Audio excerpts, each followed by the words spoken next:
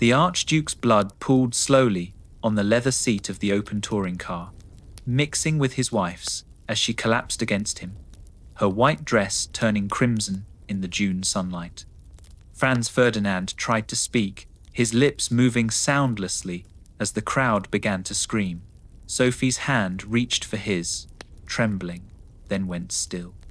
On the sidewalk, a thin young man with a pistol stood frozen, his face registering neither triumph nor horror, only a strange blankness, as if he couldn't quite believe what his own hand had done. In that moment, on a bright morning in Sarajevo, the 20th century truly began, not with grand declarations or rational decisions, but with 7 grams of lead travelling through flesh, severing arteries, and setting in motion a cascade of events that would consume 50 million lives before the guns finally fell silent. Welcome to Whispered Empires, where we uncover the human stories behind history's turning points. Today, we descend into the streets of a Balkan city on the edge of empire, into the minds of desperate young men willing to die for a cause they barely understood, and into the drawing rooms and telegraph offices where old men made decisions that would slaughter a generation.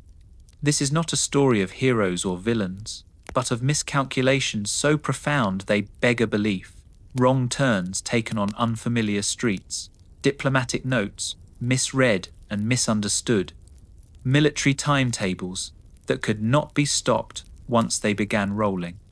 How did a single bullet in a distant provincial capital trigger the greatest catastrophe the world had ever seen? How did the death of one man, a man most Europeans had never heard of, lead to trenches that stretched from the English Channel to the Swiss border, to mud and gas and the wholesale destruction of European civilization? The answer lies not in grand historical forces, but in the intimate details of that summer day, in the sweat on a young assassin's palm, in the confusion of a driver who took the wrong street, in the arrogance of emperors who believed their empires would last forever. Let us return to Sarajevo in 1914, to the moment when the old world died and the new one was born in blood. The Miljacka River ran through Sarajevo like a vein of silver through the heart of the city, its waters reflecting the minarets of Ottoman mosques and the spires of Catholic churches, the domes of Orthodox temples, and the flat-roofed shops of Sephardic Jews. This was a city of edges and intersections, where 4 religions pressed against each other in narrow streets, where languages blurred and shifted, Serbian and Croatian and Bosnian and German and Turkish flowing together in the markets, in the coffee houses that lined the cobbled streets. The air smelled of coffee and tobacco, of grilled meat and the sweet smoke of hookahs, of horse dung and fresh bread. In the summer of 1914, Sarajevo stood at the uncomfortable junction between East and West, between the dying Ottoman Empire that had ruled these lands for centuries and the Austro-Hungarian Empire that had occupied Bosnia only 36 years before. The Habsburgs had arrived in 1878 as occupiers, promising order and progress, building railways and bureaucracies, census offices and tax collectors. They had annexed Bosnia outright in 1908, a move that enraged the Kingdom of Serbia to the south, which saw the South Slavs of Bosnia as their own people, their brothers in blood and language, who should be part of a greater Serbian state. Vienna had crushed that dream, and now Bosnia remained under the double-headed eagle of Austria-Hungary, governed from Vienna and Budapest by an emperor who spoke no Serbian and knew nothing of this land except what appeared in official reports. Franz Joseph I was 83 years old in 1914, a man who had been emperor since 1848, before railways had crossed Europe, before the American Civil War, before Italy or Germany existed as unified nations. He had buried his son, his wife, his brother. Loss had followed him through decades of rule, and he held on to power with the grim determination of a man who knew nothing else.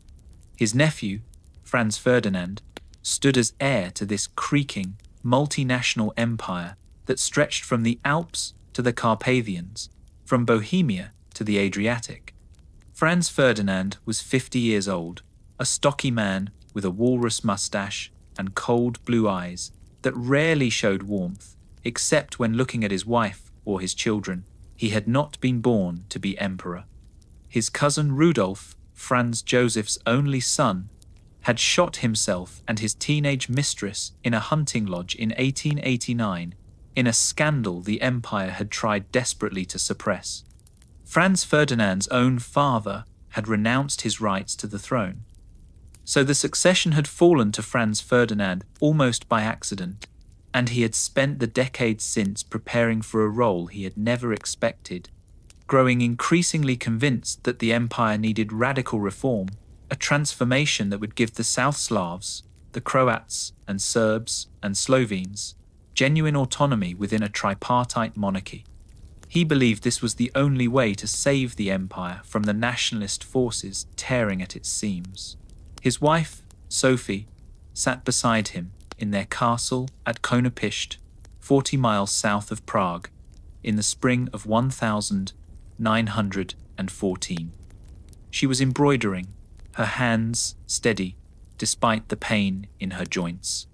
Sophie was not royalty.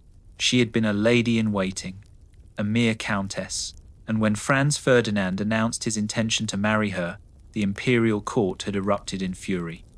It was unthinkable. A Habsburg archduke could not marry a commoner. The children would have no claim to the throne.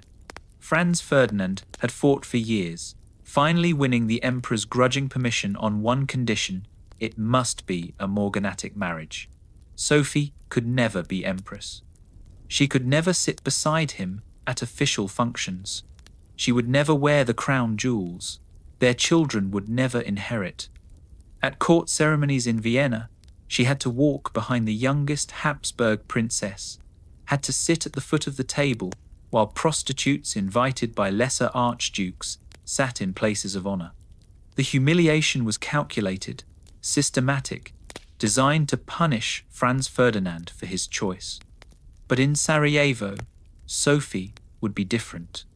In Sarajevo, in her husband's capacity as Inspector General of the Armed Forces, she could sit beside him, ride in the same car, appear at his side as his wife.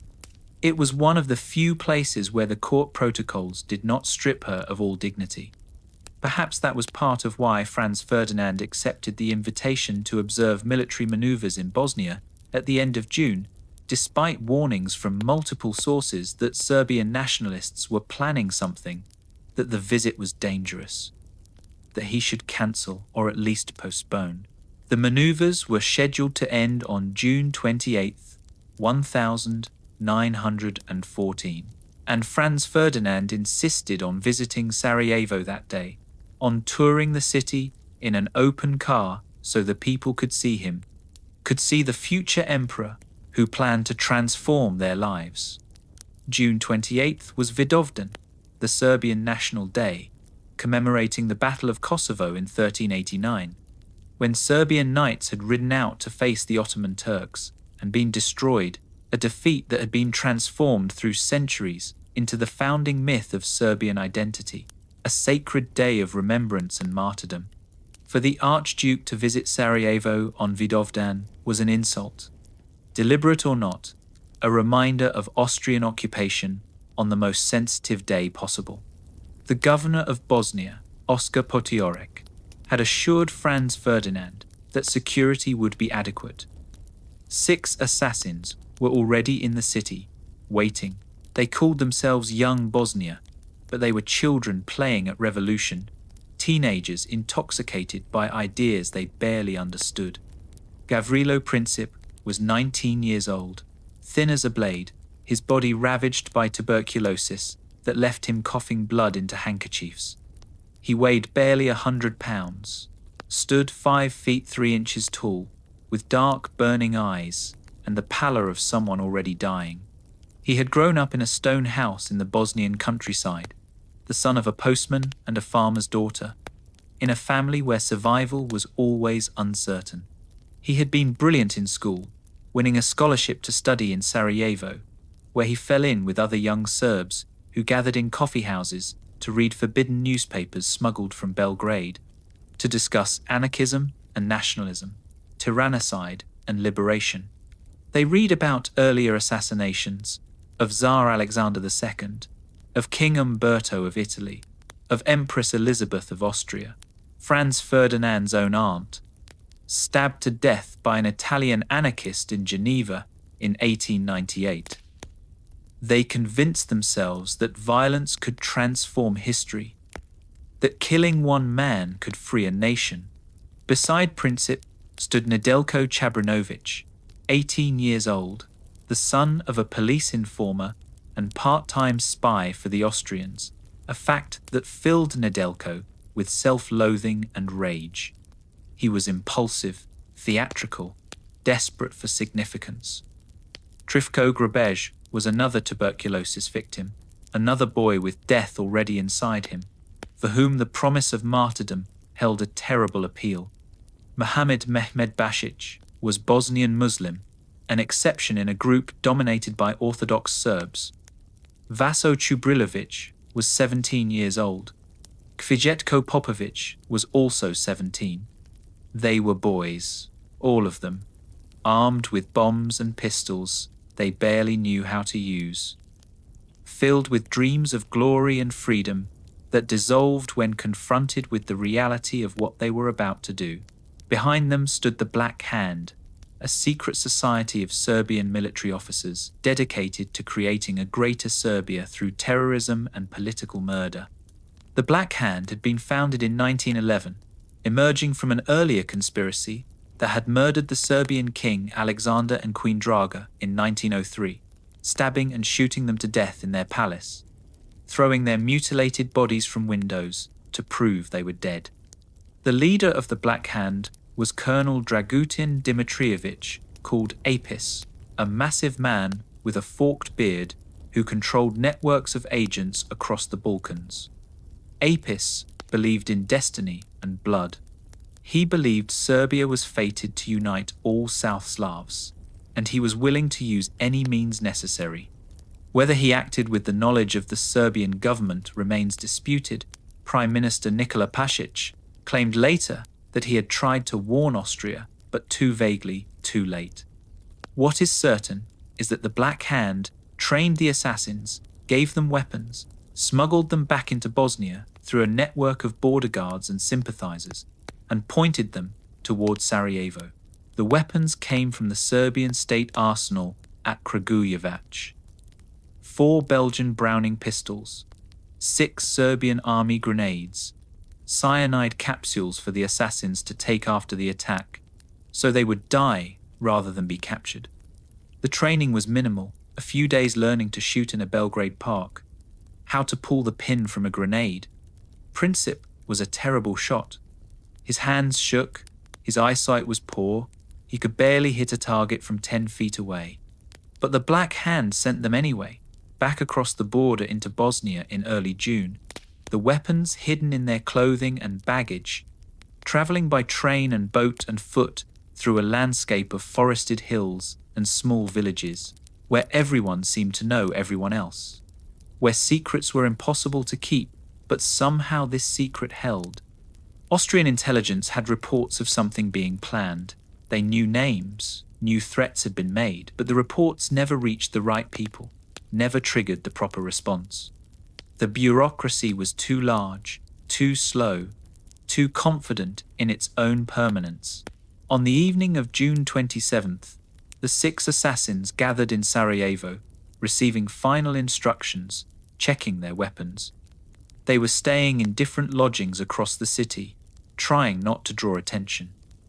Princip lay awake most of the night, listening to his own breathing, feeling his heart hammering against his ribs. He was not thinking of glory now. He was thinking of failure, of what would happen if his nerve broke, if he missed, if the bomb failed to explode.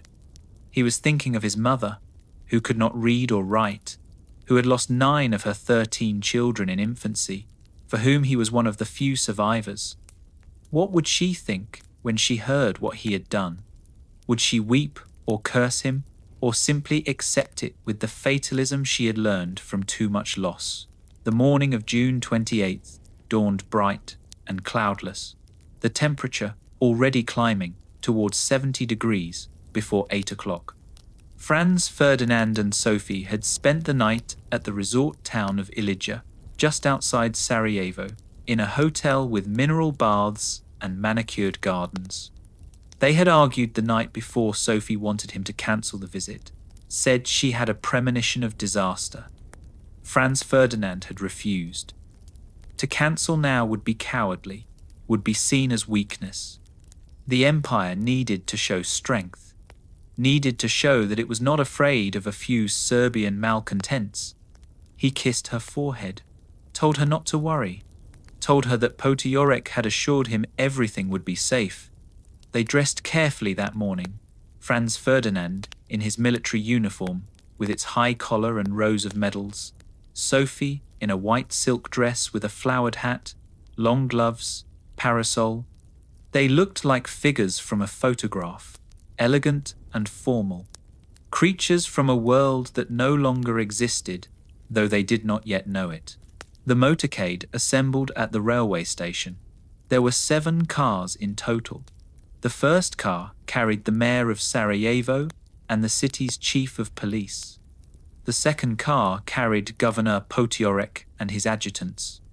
The third car was the Archduke's, a Graf and Stift open touring car, dark green with a folding canvas top that had been left down so the crowds could see the visitors. Franz Ferdinand sat on the right side, Sophie on the left, with Potiorek in the front beside the driver, a man named Leopold Loika, who had only been in Sarajevo a few days and did not know the streets well. The motorcade was scheduled to proceed down the Appel Quay, the broad boulevard that ran along the river, to the city hall for a formal reception, then onto a museum and lunch at the governor's residence. Security along the route was minimal, perhaps 120 police officers for a 4-mile route lined with thousands of spectators. Most of the police were stationed at intersections to direct traffic. No one had thought to close or search the buildings along the route. No one had stationed men on the rooftops. The local authorities treated it as a ceremonial visit, not a military operation. The 6 assassins had positioned themselves along the Appel Quay, spaced out at intervals so that if one failed, the others would have their chance.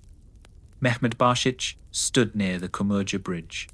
He lost his nerve when he saw the police stationed nearby, convinced himself he would be caught before he could throw his bomb, and simply stepped back into the crowd, letting the motorcade pass.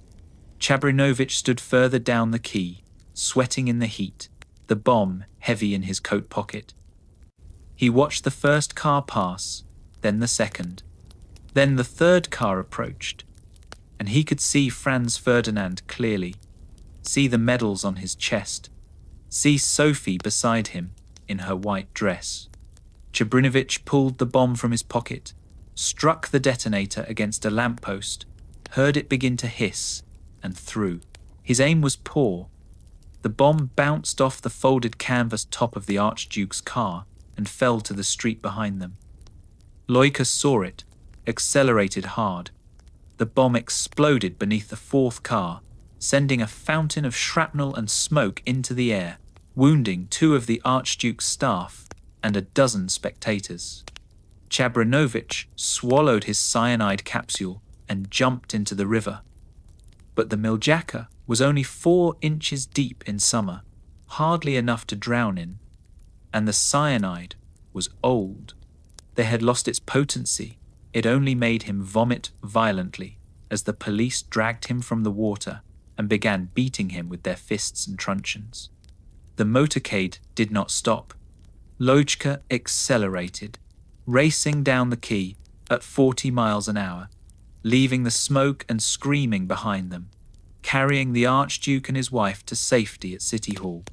The other assassins panicked. Popovich and Tuberculosis stood frozen, their hands on their weapons, unable to act as the cars raced past them. Grabesh could not get his bomb out of his pocket in time. Only Princip remained, standing in front of Moritz Schiller's delicatessen on the corner of Appel Quay and Franz Joseph Street, watching the motorcade disappear. He had failed. The mission was over. The others had failed too. He walked away from the river, his pistol still hidden in his coat, his mind blank with shock and disappointment.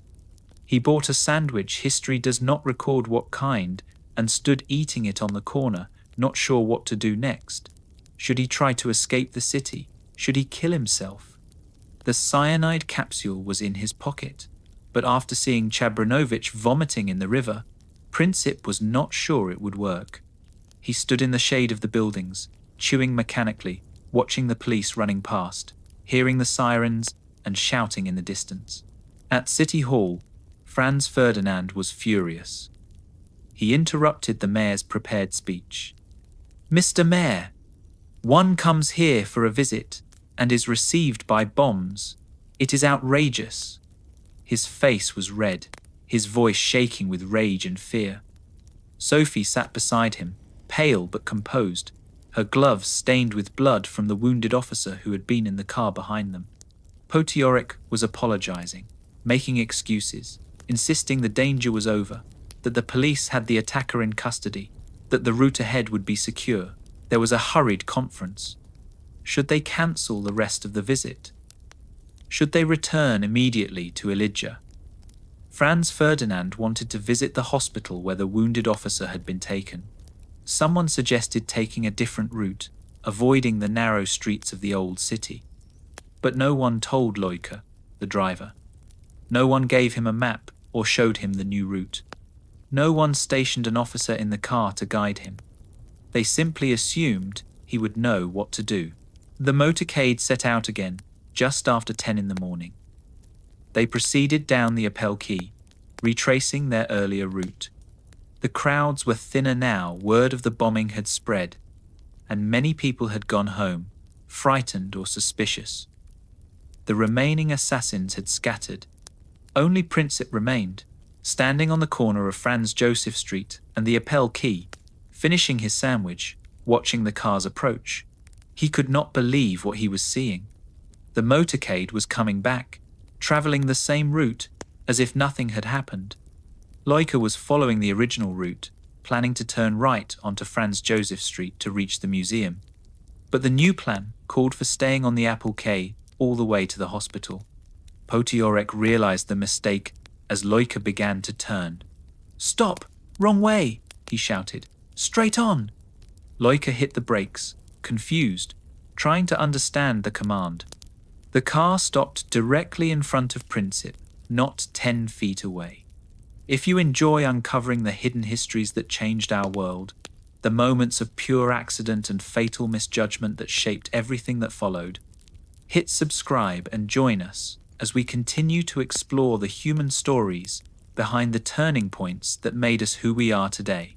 Princip saw Franz Ferdinand's face through the window, saw Sophie beside him, saw Potiorek turning to shout at the driver. Time seemed to slow. He could hear his own heartbeat, could feel the weight of the pistol in his pocket. This was not the glorious moment he had imagined. There was no heroism here, no clean triumph. Just a car stopped in the wrong place, and a gun in his hand, and a choice that had to be made in seconds. He pulled the pistol, aimed at the Archduke's chest, and fired twice.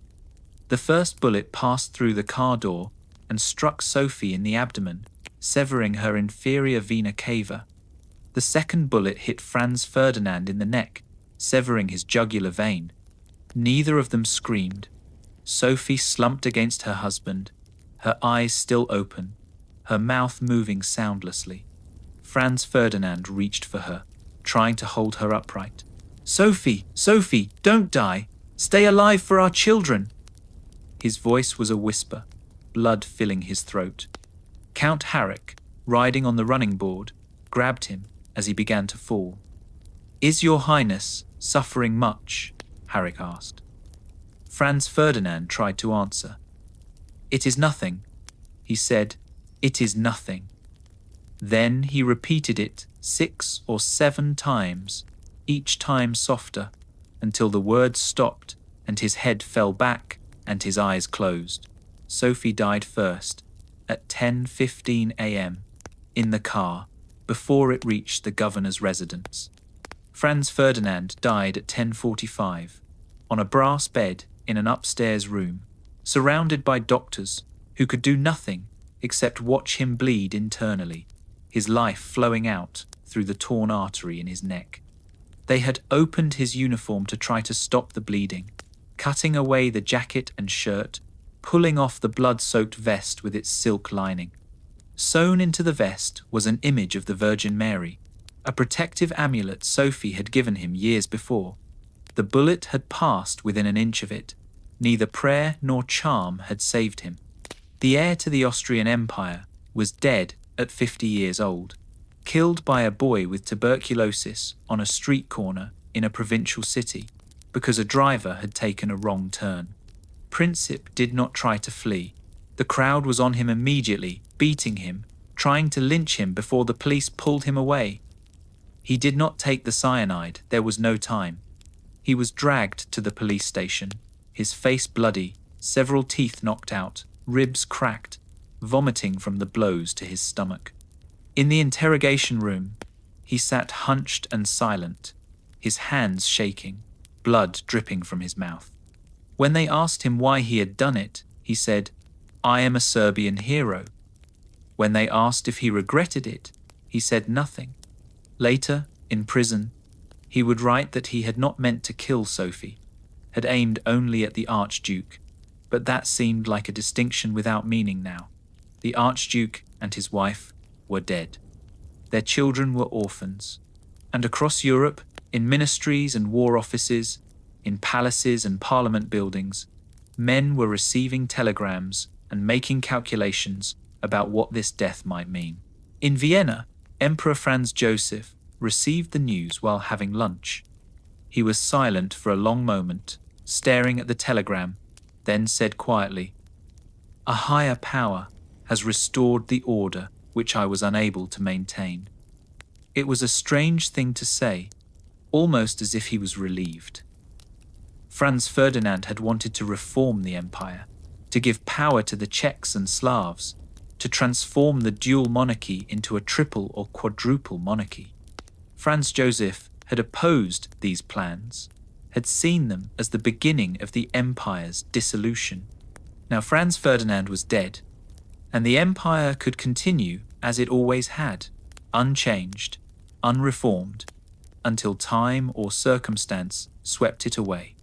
The emperor ordered that Franz Ferdinand and Sophie be buried quickly, with minimal ceremony. They were not given a state funeral. Sophie, because of her common birth, could not be buried in the imperial crypt with the other Habsburgs. They were interred together at Artstetten, in a small castle chapel, in coffins placed at different heights to reflect their different ranks even in death. The protocols had to be observed.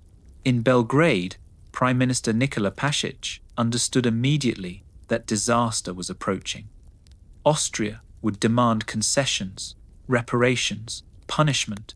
There would be investigations, ultimatums. The Black Hand had acted without government approval. Apis and his officers were a state within a state, but Vienna would not believe that. They would see Serbia as responsible, would see the assassination as an act of war.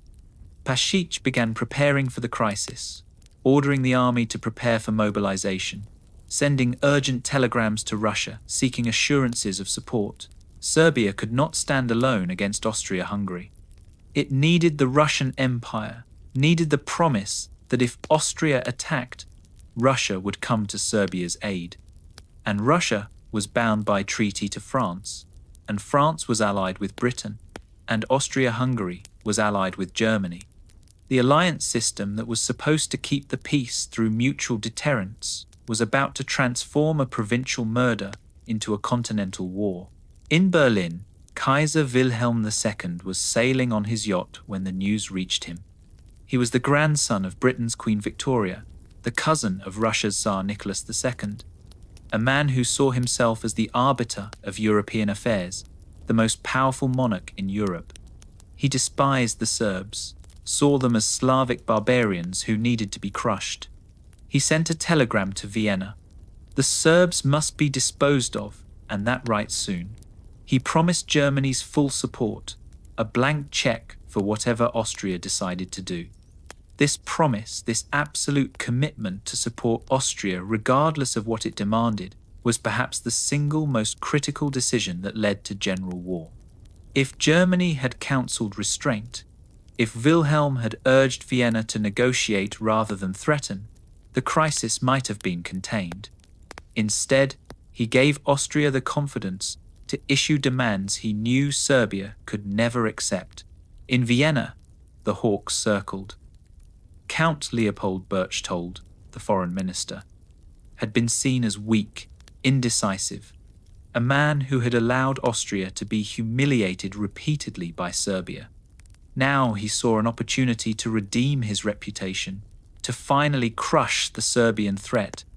Field Marshal Franz Conrad von Hötzendorf, chief of the General Staff, had been advocating war against Serbia for years. He had proposed attacking Serbia 25 times in the previous decade, each time being overruled by Franz Ferdinand and the peace faction. Now Franz Ferdinand was dead, and Conrad had the emperor's ear. "This will be a diplomatic success, Your Majesty," he told Franz Joseph. "A quick, limited war. We will occupy Serbia, install a friendly government, and restore order in the Balkans. Russia will protest, but will not dare to intervene. The crisis will be over in weeks." He was wrong on every count. But Franz Joseph, at 83, tired and grieving, agreed. The empire had to respond. To do nothing would be to invite further attacks, further disintegration. The Austrian government spent 3 weeks crafting an ultimatum, deliberately making it so harsh that Serbia could not accept all its terms without surrendering its sovereignty. The ultimatum demanded that Serbia suppress all anti-Austrian propaganda, ban all nationalist organizations, arrest and punish all officials involved in the assassination plot, and most critically, allow Austrian officials into Serbia to conduct investigations and participate in trials on Serbian soil. This last demand was a violation of Serbian sovereignty so blatant that no independent nation could accept it. But that was the point. Vienna did not want negotiation, it wanted war. The ultimatum was delivered to Belgrade on the evening of July 23, with a deadline of 48 hours. Serbia was given 2 days to accept terms that had taken Austria 3 weeks to compose 2 days, to either surrender its independence or face invasion. Across Europe, diplomats scrambled. Britain's Foreign Secretary, Sir Edward Grey, proposed a conference of the great powers to mediate the dispute. Germany ignored him. France's President, Raymond Poincaré, was in Russia on a state visit when the ultimatum was issued, promising Russian Foreign Minister Sergei Sazonov that France would honor its alliance commitments. Russia began preparing for partial mobilization along its Austrian border, a signal that it would not allow Serbia to be destroyed. Germany watched these preparations with growing alarm.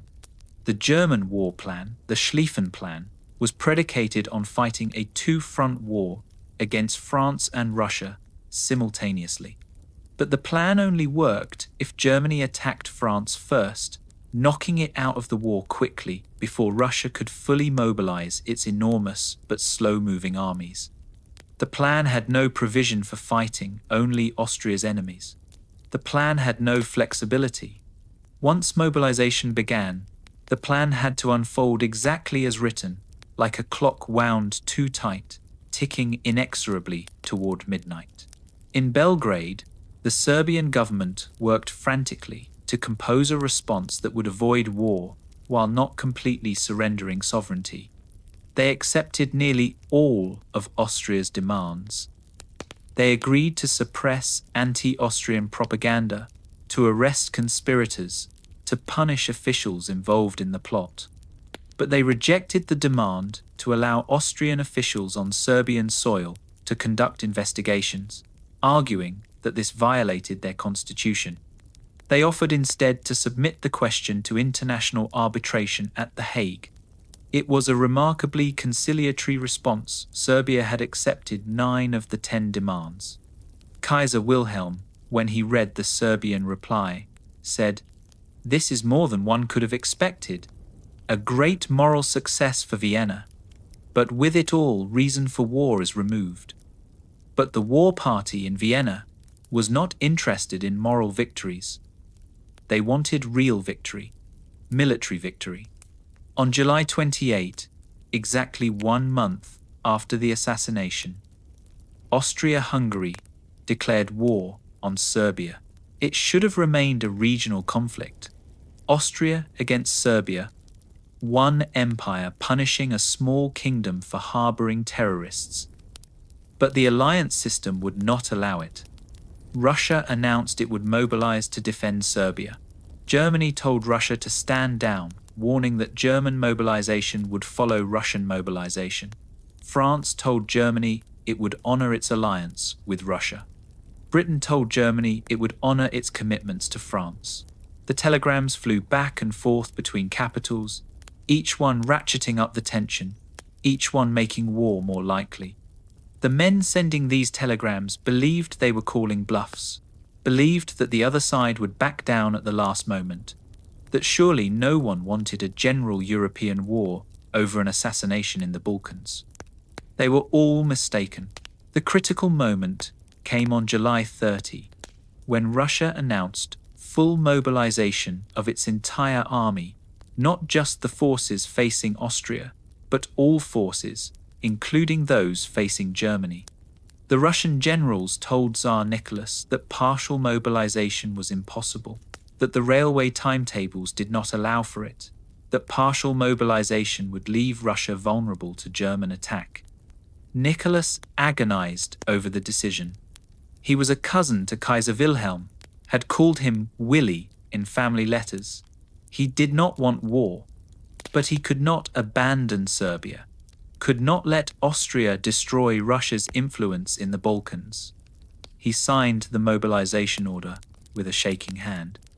"Think of the responsibility you are asking me to take," he told his foreign minister. "Think of the thousands and thousands of men who will be sent to their deaths." But he signed anyway, and Russia began to mobilize. In Berlin, the mobilization order triggered the Schlieffen Plan automatically. Germany declared war on Russia on August 1. The German armies began moving west toward France because the plan said they had to attack France first, had to sweep through Belgium and surround Paris in 6 weeks before Russia could attack from the east. On August 2, Germany demanded that Belgium allow German armies to pass through its territory. Belgium refused. It was a neutral country, guaranteed neutral by treaty. Germany invaded Belgium anyway on August 4. Britain had guaranteed Belgian neutrality. When German troops crossed the Belgian border, Britain declared war on Germany. Within a week of Austria's declaration of war on Serbia, all the great powers of Europe were at war with each other. The British Expeditionary Force began crossing the English Channel. French armies advanced into Alsace-Lorraine. Russian armies advanced into East Prussia. German armies smashed through Belgium, burning the ancient university library at Louvain, executing Belgian civilians accused of resisting, pushing toward France in columns 50 miles long. The war that was supposed to be over by Christmas lasted 4 years and killed 17 million people. The war that was supposed to be a limited conflict in the Balkans destroyed 4 empires: the German, the Austrian, the Russian, and the Ottoman. The war that began with 7 grams of lead on a street corner in Sarajevo ended with the map of Europe redrawn with revolutions in Russia and Germany, with the seeds planted for an even more terrible war 20 years later. Gavrilo Princip never lived to see the world he had made. He was too young to be executed under Austrian law. He was 19, and the death penalty could not be imposed on anyone under 20. Instead, he was sentenced to 20 years in prison, the maximum sentence allowed. He was sent to Theresienstadt Fortress, a cold stone prison in Bohemia, where he was kept in solitary confinement in a cell too small to lie down in. The tuberculosis consumed him slowly, eating away his lungs, spreading to his bones. His left arm had to be amputated in 1917 when the infection reached the bone. He weighed less than 90 pounds at the end, a skeleton held together by diseased tissue and fading will. He died on the 28th of April, 1918, 6 months before the war ended, weighing 60 pounds, blind in one eye, unable to walk. His jailers found him curled on the floor of his cell, his body finally giving up its fight. The doctor who examined him said he had not seen suffering like that in all his years of practice. Before he died, Princip was interviewed by a psychiatrist, Dr. Martin Pappenheim, who asked him if he regretted what he had done. Princip said no. He said he was a hero, a liberator, that history would vindicate him. But in his journal, kept secretly in his cell, he wrote something different. He wrote about nightmares, about seeing Sophie's face as the bullet struck her, about hearing Franz Ferdinand's voice saying, "It is nothing," over and over in the dark. He wrote that he had believed killing one man would free a nation, but instead it had started a war that killed millions. He wrote, "If I had known what would happen, I would have shot myself instead of him." But by then, it was too late. The bullet had already left the barrel. The war had already begun. The old world had already ended. The Franz Ferdinand and Sophie were buried at Artstetten as the war they unwittingly ignited consumed everything their empire had stood for. Their children grew up orphaned, raised by relatives, watching from exile as the Austrian Empire disintegrated. Their son, Maximilian, Duke of Hohenberg, lived until 1962, long enough to see the Second World War and the Cold War, long enough to see his father's prophecy fulfilled that the empire could not survive without fundamental reform. By the time he died, Austria-Hungary existed only in history books, a cautionary tale of an empire that refused to change and was swept away by forces it could not control. The assassins who survived the war fared differently. Chabrinovich died of tuberculosis in prison in 1916, at 19 years old, raving and delirious, convinced that rats were eating him alive. Grabej died in prison in 1918, also of tuberculosis, also alone. Mehmed Bashic, who had lost his nerve and let the motorcade pass, survived the war, was released from prison, and lived until 1943, dying during the German occupation of Yugoslavia, a forgotten man. Čubrilović became a historian, taught at the University of Belgrade, lived until 1990, long enough to see Yugoslavia tear itself apart in nationalist wars that echoed the conflicts of 1914. Popović became a curator at the Sarajevo Museum, spending his life surrounded by artifacts from the city's past, never speaking publicly about his role in the assassination. He died in 1980. When they were old men, the survivors were asked what they thought of their actions as young men. Most refused to speak. Čubrilović said only, "We were children who knew nothing of the world. We thought we were heroes. We were fools." The Black Hand was destroyed by the Serbian government itself. In 1917, with Serbia occupied by Austrian armies and the government in exile, Prime Minister Pasic ordered the arrest of Colonel Apis and the other Black Hand leaders. They were tried on fabricated charges of plotting to assassinate the Serbian crown prince. Apis was convicted and executed by firing squad at dawn on the 23rd of June 1917, 3 years after the assassination he had orchestrated. The official Serbian government wanted to distance itself from the conspiracy, to prove to its allies that it had not sanctioned the murder of Franz Ferdinand, but the proof came too late. The war had already happened. The millions were already dead.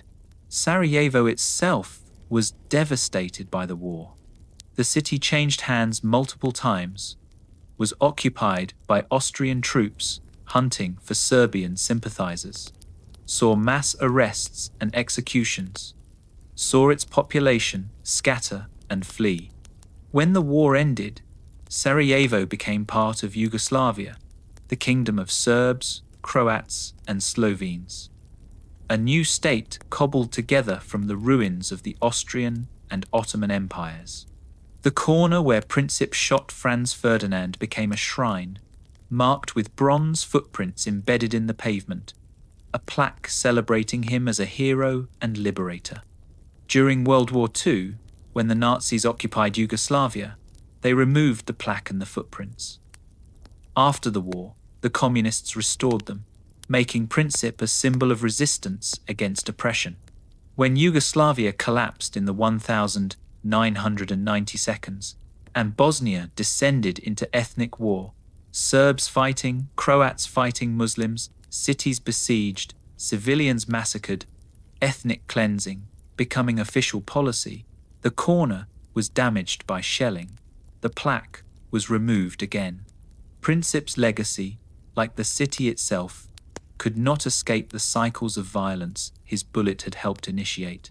In the museum that stands today in Sarajevo, there is a display about the assassination. The pistol Princip used is there, behind glass, a small black Browning automatic, surprisingly light, surprisingly ordinary. There is the car, or a replica of it, the Graf and Stiff touring car with its open top and leather seats. There are photographs of Franz Ferdinand and Sophie, formal portraits where they stare at the camera with the stiffness of people unused to being photographed, their faces frozen in expressions that now seem prophetic, the Archduke stern and suspicious, Sophie fragile and wary, as if they already knew what was coming. There is a photograph of Princip, taken after his arrest, his face swollen and bloody, his eyes black and burning with something between defiance and terror.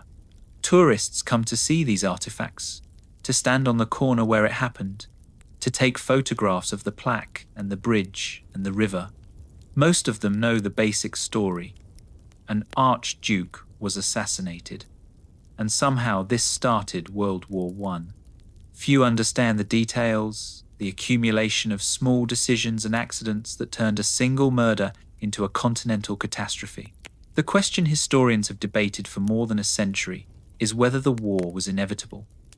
Was Europe already primed to explode, already divided into armed camps that needed only a spark to ignite? Or was the war a series of catastrophic mistakes, a cascading failure of diplomacy and judgment, a preventable disaster that happened because no one had the courage or wisdom to step back from the brink? The truth, as always, is more complex than either explanation allows.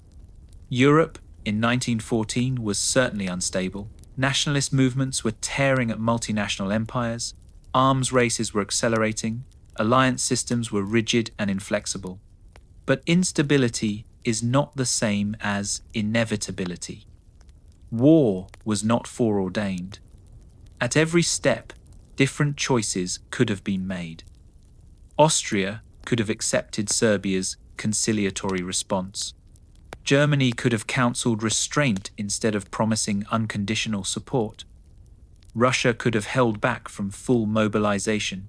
Britain could have made clear earlier that it would fight to defend France and Belgium.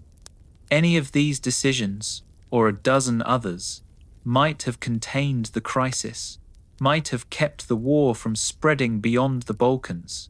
But the men making these decisions were prisoners of their own assumptions, their own fears, their own inadequacies. They believed war would be short and glorious, that modern technology would make it quick and decisive, that cavalry charges and Napoleonic strategies would still work in an age of machine guns and barbed wire. They believed their own propaganda about national honor and sacred commitments. They believed that showing weakness would be worse than risking war. They were all catastrophically wrong, and their mistakes cost a generation its life. The men who died in the trenches, British boys drowning in Flanders mud, French soldiers torn apart by shrapnel at Verdun, German conscripts freezing in Russia, Austrian prisoners starving in Siberia, Russian soldiers advancing in human waves to be mowed down by machine guns. These men paid the price for the failures of 1914. They died for treaties they had never read, for empires they had never seen, for causes they barely understood. If you loved this tale from history's shadows, this story of how a wrong turn on a summer morning and the decisions of frightened, arrogant men transformed a single death into the greatest catastrophe the world had yet seen, then subscribe and click the bell to join us as we continue exploring the moments when everything changed, when the old world died and the new one was born in ways no one expected and few survived. The summer of 1914 was the last summer of the old world. The last summer when Europeans could believe in progress and permanence, in empires that would last forever, and wars that would be fought by professional soldiers in distant places. The men and women who lived through that summer and survived the war that followed would spend the rest of their lives trying to understand what had happened, trying to explain how civilization had come so close to destroying itself. They would write memoirs and histories, would build monuments and museums, would establish organizations and treaties meant to prevent it from ever happening again. But the lesson they learned, that a single bullet fired by a desperate boy could destroy a continent, was a lesson the next generation would have to learn again, even more terribly, 20 years later. The corner in Sarajevo where Franz Ferdinand died is quiet now. The river still flows past, reflecting the minarets and spires of a city that has survived occupation and war, ethnic cleansing and siege, that has rebuilt itself repeatedly from ruins that keep accumulating. The tourists take their photographs and move on.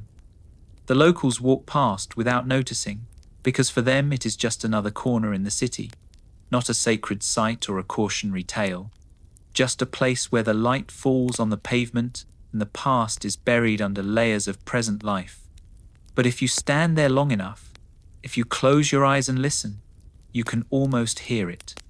The sound of the motorcade approaching, the scrape of boot leather on cobblestones, the crack of the pistol, the screaming that followed. You can almost see them, Franz Ferdinand reaching for his wife, Sophie slumping against him, Princip standing frozen with the gun in his hand, already beginning to understand that he had not freed his people, but condemned them to suffering beyond anything they had known. And behind them all, like a wave building in the distance, the war that would destroy everything they loved, everything they believed in, everything they thought would last forever. The assassination that ignited World War I was not the cause of the war. It was the excuse, the trigger, the moment when all the failures and fears and hatreds of the old European order found their release. But standing on that corner now, more than a century later, what remains is not the grand historical forces or the diplomatic failures or the alliance systems, but the human cost. 2 people bleeding to death in a car, their children orphaned, their lives cut short by violence they had not sought and could not escape. That is the story that echoes down through the years, not of empires and armies, but of individuals caught in the machinery of history, ground up and destroyed by forces they could not control and decisions they did not make. Welcome to the 20th century. Welcome to the world we made.